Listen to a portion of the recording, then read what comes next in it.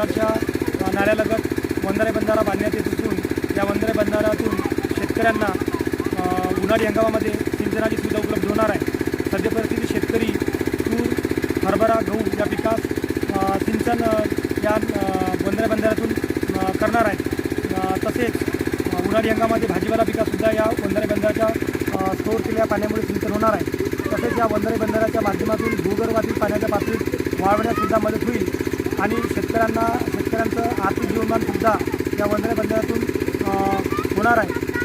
तसेच हा वंजारी बंधारा बांधताना श्रमदान करण्यासाठी तसेच लोकसहभागातून भाजीपाला व फळे उत्पादक महासंघ कुबाळा तालुका सावनेर या शेतकरी गटाच्या सर्व सदस्यांनी लोकसहभागातून हा वंजारी बंधारा बांधण्याचं काम या ठिकाणी प्रगतीपथावर